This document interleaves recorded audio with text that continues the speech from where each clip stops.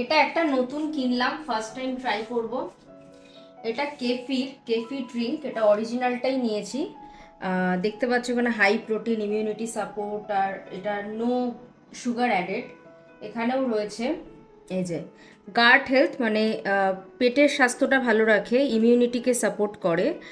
এখানে life cultures আছে, protein আছে, ক্যালসিয়ামের জন্য ভালো। এর মধ্যে কোনো অরিজিনাল সুগার নেই, একদম ন্যাচারাল একটা ড্রিঙ্ক। কেফির এগুলো ফার্মেন্টেড হয়, এগুলো বেসিক্যালি আমাদের পেটটাকে ভালো রাখে। আমরা অনেকের এই গ্যাস অ্যাসিডিটির সমস্যা হয় না, তাদের পেটে যদি বেশি ব্যাড ব্যাকটেরিয়া থাকে, একটু বেশি মিষ্টি খাবার খেলাম, ভাজাভুজি তেলে ভাজা এই সমস্ত খেলে পরে তখন গ্যাস অ্যাসিডিটি হয়, কারণ তার পেটের মধ্যে বেশি ব্যাড ব্যাকটেরিয়া থাকে।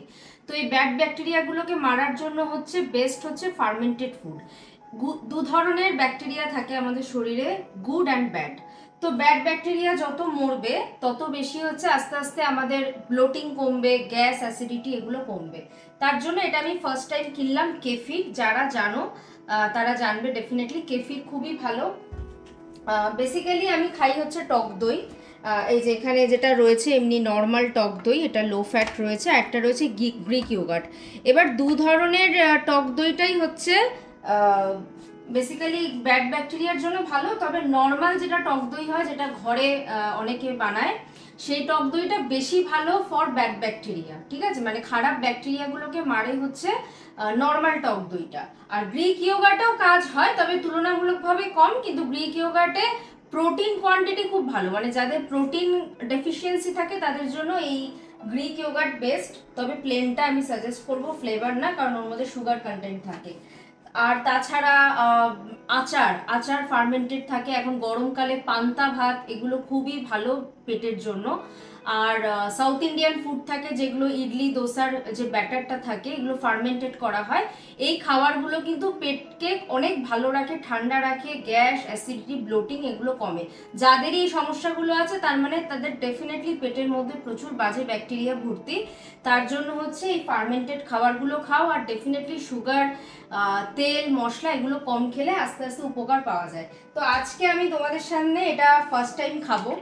লেখাই আছে গাট হেলথ অর্গ্যানিক। এগুলো ফ্লেভারও থাকে, তবে ডেফিনেটলি আমি প্লেনটা খেতেই প্রেফার করি নিজে, কারণ অন্য ফ্লেভারগুলোর মধ্যে এই থাকে, সুগার কন্টেন্ট থাকে। তো এটা মোটামুটি 1 মাস মতন থাকে ফার্মেন্টেড, তো কোনো অসুবিধা নেই। ভালো করে সেট করে নিলাম আগে। আচ্ছা, গন্ধটা পুরো টক দইয়ের মতনই। তো আমি একটু গ্লাসের মধ্যে ঢেলে খাই। পুরো থিক, দেখো।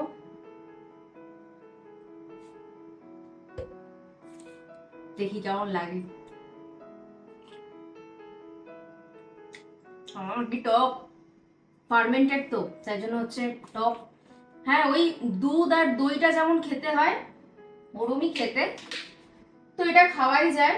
কেফির যে যেখানে আছো, যেরকম টাইপের কেফির যদি পাও খুবই ভালো। তাছাড়া আচার, পান্তা ভাত, টক দই, আর যেগুলো বললাম ওগুলো যদি ঠিক করো, মানে 7 দিন খেলে পরে অনেক উপকার পেতে পারবে তোমরা।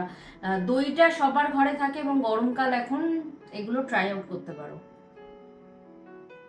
হুম।